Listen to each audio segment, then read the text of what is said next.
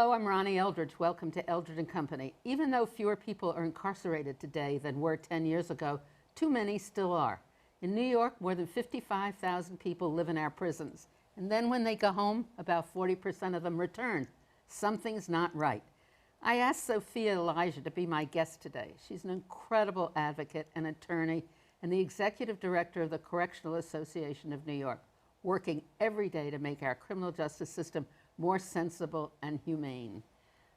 Welcome. Thank you. Crime is down, but across the country there are 2.1 million people in prisons, whether state, local, or whatever, federal. Correct. It's amazing. And you know what's amazing to me, it always shocks me, is that the United States has more people in custody, I guess, or incarcerated in all different levels than any other country in the world. That's correct. More than Russia, China, all these places where we hear these horror stories. Right. Why does this happen? Why does it happen?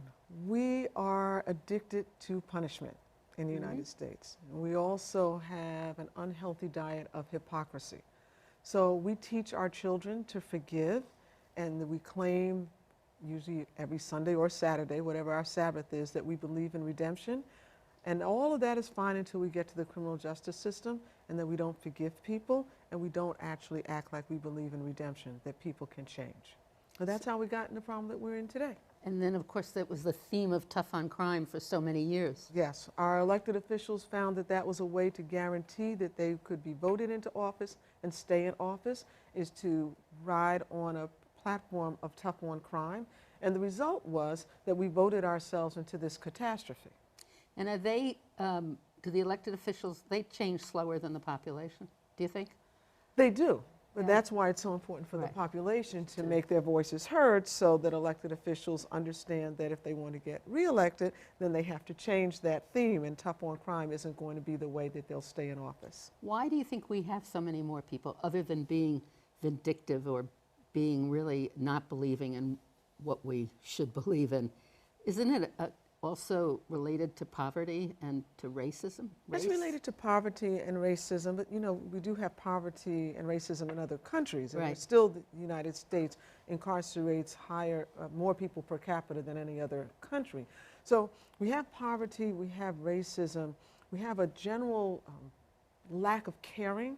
We don't put sufficient value on our most precious natural resource, which is the human resource. We put more value on the dollar than we do on people, which is actually how we're able to get people now in this economic challenging period to pay more attention to our prison system. Back when we were just talking about the humanity of people, we couldn't get anybody to pay attention. But now that we need every dollar possible, people are willing to look and say, well, maybe we are spending too much money. Maybe we're locking up too many people. The irony of it, isn't it? It is totally. When we see the expense. So let's talk about how much does it cost to keep somebody in prison? Well, let's talk about in New York. Okay. For someone under 40, cost about $60,000 a year to incarcerate someone. Obviously, much less expensive than it would be to send someone to college. But now, if someone not that much less expensive. Why? Well, for $60,000 a year, you could send somebody 1 year of tuition. Yes, you could send somebody to college for $60,000 a year. No, I thought you said it was less than sending somebody to college. It's more than sending somebody. Oh yeah, it costs more. I'm saying it costs, sorry. Yes, it costs much less to send someone to college. Absolutely. So as someone gets older, medical needs increase. Those medical needs frequently cannot be met in the prison infirmary, and so the person has to go out to the hospital for a day visit or be admitted to the hospital, and that drives the cost up by as much as $240,000 per year in New York State alone. The budget is something like $3 billion. Oh yes, it's astronomical. And it costs, I mean, we have to remind people, it costs for the guards. It costs for the guards, it costs for the hardware, the pension, everything that's needed. Phones, everything that you can think of. And we have 90 prisons still open in the state. No, in New York it's about 60. It's down. Actually, Governor Cuomo has closed a number of prisons. But it took a lot of advocacy. And a lot of advocacy to get those prisons closed. Because in a way there really is an industrial complex. Oh yes, so we have an upstate and a downstate dichotomy in New York State, where a lot of our upstate counties don't have much else available to them as far as economic development. And so that is the main way that people are feeding their families upstate, is that they work in the prisons. So you get communities that's all prison related. Absolutely. And then you've got the unions. Yes. And the jobs. And it's a very powerful union. So it is possible, though, to make some changes? Oh, yes. All right. That's why I get up now every let's morning. inspire us. Okay. We don't spend the $60,000 on educational programs, do we? No, we do not. So who's in prison? Primarily poor people, primarily people of color. And that's the general theme that you find throughout the 50 states. Mm-hmm. So in New York, more than half of the people who are incarcerated come from New York City. But what we are starting to see is a growing number of people from the upstate communities, still mostly people of color, generally people who are poor, who are incarcerated in our prisons. So that 54,000 number of people incarcerated come usually from the poorer sector of our society. Now, they're not all necessarily people who have committed new crimes. That's correct. You have some people who are there for parole violations. Now, New York has become more innovative, primarily in New York City, so that low-level parole violations or technical violations are not being met with sending people back upstate, generally. Now, it still does happen some, but we have what they call like a three-quarter type situation where someone comes and stays in a facility that's in the city for up to about 45 days. And frequently this is used for substance abuse treatment or other, like I said, low-level offenses, so that we're not flooding the upstate prisons with people on parole violations when that could be avoided. That is a project that needs to be expanded so that the upstate communities have the same benefit. Mm-hmm. Do we still have work release programs? We do, but far too few. So many people are being released, and not enough people are being released. I'll talk about the release rates in a moment, Mm-hmm. but we don't have enough people who had the benefit of a work release program prior to returning to the community. And a work release program obviously really helps to reduce the rate of recidivism. So along with the concept of redemption, prisons were supposed to have a concept of rehabilitation. Correct. Well, we don't hear a lot of What have we done discussion inside about that? Well, you know, we have to talk about the good and the bad. Uh-huh. So, as my sons like to say, back in the day. So back in the day, there were very few programs for vocational training, counseling programs, and educational programs. Today, we have more programs, but not enough.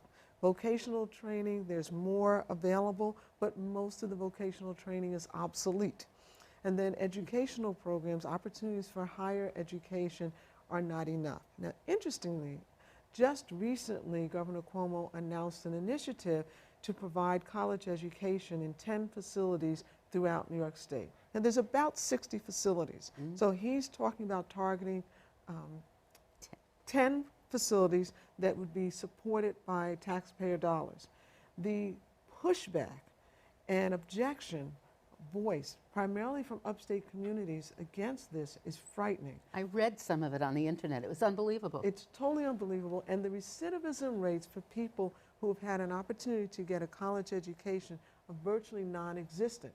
So it's a very smart and economically sound solution, and one of the best ways that we can ensure that our most precious resource is able to contribute to society. So why would we oppose such a measure? There used to be more college programs, weren't There they? used And then to they be were when cut when we Governor had TAP and Pataki. Pell. We Yeah. had TAP programs and Pell programs to help pay for college education. Right. So the history of that is that a report was done and unveiled in Congress that showed that recidivism rates were much, much lower for people who got a college education. Overnight, TAP and Pell were dismantled for people who had a criminal conviction who were incarcerated. It's unbelievable. So the one thing that we knew would work, we made sure was not available to So people here was who a were report incarcerated. being issued with people who were so enthusiastic because they're showing it works, and it worked the other way. Correct. And that's so much the story, isn't it? It is. Of our criminal justice system. It's really unbelievable. That was a project with Bard College, was that? Correct. Is that? Bard College and Hudson Link, and there's a few others. There's a college education program at Cornell University, Mercy College, Vassar College, forgotten which other ones. So some community colleges participate, but there weren't enough funds to really expand this program so that people in all the facilities could take advantage of them. How many people, what percentage of the 40% who go back had jobs? Do we know? Very few. Very. Well, there's a stigma. You know, if you have a criminal conviction, if you have a felony conviction, you wear the scarlet letter for life in our society because we're not forgiving. And so the ability for someone to be able to really reintegrate into society when they have to check a box that says that they have a prior criminal conviction virtually guarantees a life of poverty for them. Is it when some person of some renown within a community or the country is imprisoned and comes out, is that when people pay a little bit more attention to Generally, reform? that usually brings some more attention to it. And also when the media shines a positive light on programs that help people, success stories, and there are many, that always helps. It's so beyond my comprehension because we spend so much money on it. We fail much too often, and it affects so many more people. I mean, it's just part of our general welfare costs and Right. It children. drives our foster care system. Yeah, how many children are children of people who are incarcerated? Well over 80,000. 80,000. Well over 80,000. So what can we do? Oh, many things. Okay. Where shall I start? So first thing we need to do is send a strong message to our elected officials that crime needs to be addressed in ways that do not start with the default of lock them up. Most people are not improved by being placed in a cage. So alternatives to incarceration, addressing the root causes of poverty, ensuring that everybody has a right to an education and to a job, those would go a long way to reverse this tide we have of being the lead incarcerator in the world. Do people understand how dehumanizing it is? Oh, I'm sure they don't. They don't. And unfortunately, because of racism, far too many don't care. It's very easy to otherize people and say, well, you know, if I don't relate to that person, then I don't really care or relate to what's being done to them. So we have to break down all of those barriers so that one human being cares fundamentally about what another human being is experiencing. I don't know why, but it brings up the draft in my mind. Yeah. The only time people, Vietnam War compared to the resistance to Iraq and Afghanistan, because it isn't a draft, right? That's correct. So we That's don't correct. get other people into it. Right. Yeah. Same kind of situation. But what can we do? Making sure that, well, I addressed some of those root causes, but making sure that our neighbors and our family members and our friends and the person sitting next to us on the subway hears this story, knows that there's 54,000 people incarcerated in New York State, knows that even though the crime rate has come down and the prison population in New York State has come down, that the rate of people who are held who are over 55 is increasing at a rate of 64% per year. And that is the same rate of increase of people aging in prison across the country. So though New York is the leader with respect to bringing down the crime rate and bringing down the prison population, we're just as backwards as the rest of the nation with respect to locking up our senior citizens. So we're aging in instead of aging out. We are aging in. That is It's correct. incredible. So why? These are people who have been sentenced to long terms. Well, that's the first problem, that these very long sentences is basically burying people alive. So if we say that our prison system is designed to punish and rehabilitate, then we ought to be able to rehabilitate people in far less time than the amount of time that we're leaving people behind bars and in cages. And then we have to look at what is the Parole Board doing. The Parole Board is scared of this shadow, so it will not release people who have shown to be a low risk to recidivate. Let's talk about the Parole Board. Okay? It's an appointed board by the governor. It is appointed by the governor. And does it have to be voted on by the legislature? I don't know. They have to be approved, but that's, you know, a rubber stamp. Right. And then what do? They all live in fear that somebody who gets out is going to do something and they're going to be the responsible party? They're going to be on the front page of some newspaper being accused of having let someone out who should not have been let out. Now, the reality is that there's no hard science that can predict human behavior. If we had that, we wouldn't have crime. But what we do have is risk assessment tools that enable the parole board to have a level of confidence that if someone presents with a low risk assessment score, they're unlikely to recidivate. What we are finding in New York State is even though someone presents with a low risk assessment score, the parole board is routinely denying people release based on the nature of their offense. What we have to understand is the nature of the offense is not something anyone can change any more than they can change their date of birth. You can't do anything about whatever wrongdoing you participated in 10, 20, 30, or 40 years ago. What you can do is try to change the person that you are during your period of incarceration. Unfortunately, that change is being ignored by our parole board routinely. The parole board breaks up into groups, so two Groups or of three. three. Groups That's of three. And they visit the different institutions, and when somebody comes up for parole. They used to visit. Now they do these hearings by video conferencing. So it's the most impersonal way to have a group of people make a decision as to whether or not your liberty is going to be restored. Do they do that with everybody? Most everybody. That's outrageous. It's one of many outrageous things that is happening. And how long does the interview take? Oh, 5 to 10 minutes. 10. 10 minutes is long. And the questions go like? Basically, a mini retrial of your offense. What was your crime? What was your crime? Tell us your level of involvement in it. But, I should stop and say, in New York State, if someone appears before the parole board on this video camera, they are not allowed to have a lawyer or any other representative with them. So they have to undergo that experience alone. Unlike some other states, for instance, in Massachusetts, if you can afford to have a lawyer or a lawyer will come forward to represent you pro bono, then you can have the benefit of representation, but not in New York State. And all of this is set by statute? Laws? Yes. So we have to change that. Change it. Yes. And how are we going to do that? By lining up behind the Correctional Association, but more than that, to make our voices. You have a new campaign. We do have a new campaign. If the risk is low, let them go. That's right. And that focuses on the parole board and the risk assessment tool that I referenced a moment ago. Basically saying if someone presents with a low risk factor, then the parole board ought to be releasing them. And so that will focus, one, on our older population, but a low risk assessment score can be something that's presented by someone who's 22 years old.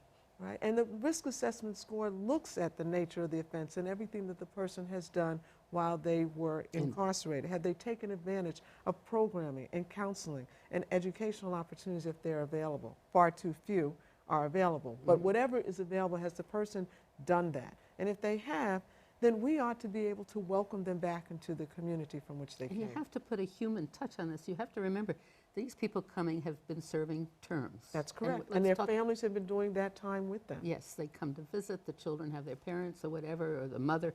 Right. They want to get out. I mean, it is an incredible experience to live in a locked cell. They have a parole date. It's a very tense situation. That's correct. You know how much depends on it. You try to learn what it's like and what to say. You go into a room and you've got a screen there and you're talking impersonally for 5 minutes to people you don't know. It's outrageous. It is outrageous. And people go before the parole board. They've done all that they can do. They're denied, and the parole board can give what's called a set-off or a hit, which means you can't come back for another 2 years. So you come back 2 years later and you're denied again and again and again. I just went to the Wyoming facility in the western region of the state a couple of weeks ago, and I met a gentleman in Wyoming who was an older gentleman. This is Wyoming, New York. Wyoming, New York, correct. And he had been denied parole 12 times. Now we have to know, Wyoming is a medium security facility. So obviously, his risk factor meant that he could exist in a medium security Yeah. facility. But yet the parole board was continuing to deny him because of the nature of his offense. He can never change that, any more than you and I can change the month in which we were born. Mm-hmm. It's the next step, if you're denied all the time, I guess there is supposedly the opportunity to apply for clemency or a pardon, a clemency. Well, rarely used, Right. but you can appeal your denial. Uh-huh. And after you go through administrative appeal, then your case can be heard in court. Now, most poor people cannot hire a lawyer, so many people, if they are able to appeal, they represent themselves. Now, even if they succeed in court, if the court finds in their favor, the full limit of what the court can do is order another parole hearing. The court does not have the ability to order your release. And that has to be changed. It's that the court has the ability to sentence you. Correct. For a long term, but it doesn't have the ability to override. And order your release. And order your release. And part of the reason is because, unfortunately, in New York, parole is described as and defined as a privilege and not a right. So we have to change that. If we all have a right to liberty, then you ought to have a right to parole. And only if you have not satisfied the conditions that you were supposed to meet during your time of incarceration should the parole board be able to deny you release. How do we rank with other states as far as release with parole and stuff? We are actually low. Low. There are other states that are doing much better. The rate of release for the parole board is about 30%, and for people convicted of more serious offenses, 17%, despite the fact that recidivism rates for people who are convicted of the most serious offenses are the lowest. So we ought to have much higher release rates. And I mean, a person in a wheelchair is going to go before this camera of this screen, correct. And they're going to say you're a high risk. No, they will look and see that the person has a low risk assessment score and still deny them. We had this just happen recently with a gentleman who's 86 years old in a wheelchair. He has a muscle condition so that he can't even stand by himself. He has diabetes and several other serious medical conditions, and the parole board denied him release. They don't have to give a reason? They can say that based on your presentation, you do not seem to indicate that you're ready to return to society. It's incredible. So I was starting to say about clemency. Yes. That's a very important power given by, I think, is it the Constitution, to the president and to the governors. And it's a reflection, it reflects the same behavior of the parole board in that they're afraid to use it. It's very rarely used. Some governors do 1,000 or more, and other governors do 1 or 2. I mean, our current governor, did 3 for people who are out? Yes. And if you could only understand what it's like to be in a prison and not to get your parole, and then you're waiting for your clemency appeal, and for some reason they're always given at Christmas time like presents. Right. And the tension in the facility. Oh, it's very, very high. But so few people are granted clemency in New York that most people who are incarcerated don't even think about clemency because it's just not going to happen. And unfortunately, the constant denials of parole send a signal to people that their life is worthless. And that's not a signal we should ever send to another human being. We have a lack of respect for the dignity of people, right? Correct. Every time I went, I used to do a lot of work up at Bedford Hills, which is a maximum facility for women. Yes. Every time I went through the process, I always get angry. You know. They start with their attitude and how you have to put everything away, even your Kleenex, before you're allowed to go in. I'm already angry. So I can imagine somebody incarcerated is. And imagine their family members who have to undergo that indignity every time they go to visit. Absolutely. And then, but I'm walking up there and I see the marigolds along the path and all of that, and I think to myself, there but for the grace of God goes me. Because it's sometimes so easy to do something and we don't understand that. Right, right. We just don't understand the cause of. And that's what we have to appreciate. There is not a human being that hasn't done something that they shouldn't have done. Right. And we should never have the right to condemn that person to spend the rest of their breathing days in a cage. There's something fundamentally wrong with a society that does that. It's incredible. So tell us now about the Correctional Association. Well, the Correctional Association is a not-for-profit organization that is independent. It's 170 years old this year.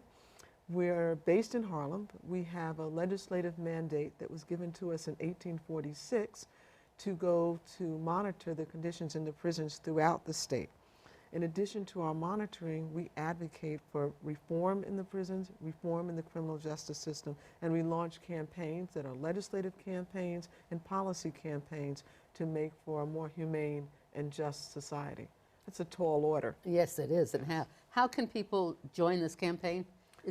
Can they call and? They should call us. I'll give you the phone number. And a website? I'll do both. 212-254-5700. And our website is easy, www.correctionalassociation.org. And then? And Facebook. They can friend us on Facebook. Oh boy.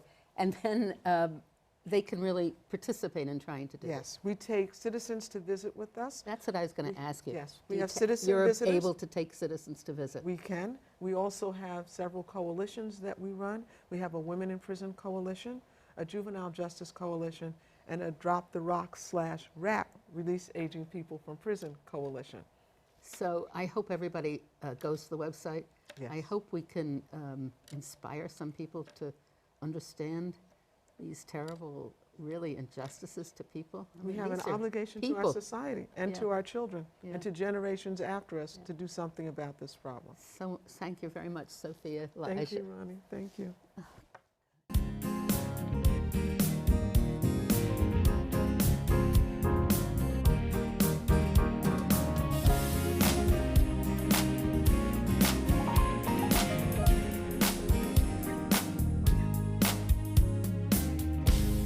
If there are any people you'd like to hear and topics you'd like us to explore, please let me know. You can write to me at CUNY TV, 365 Fifth Avenue, New York, New York, 10016, or you can go to the website at cuny.tv and click on Contact Us. I look forward to hearing from you.